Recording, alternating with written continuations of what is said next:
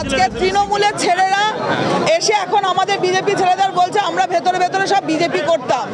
যেহেতু আজকে বিজেপি ক্ষমতায় চলে এসছে, তারা হেরে গেছে, তাদের তো একটা সেন্টার চাই, সেই জন্য গিয়ে আজকে চলে এসছে আবির মেখে যে আমরা বিজেপি করতাম।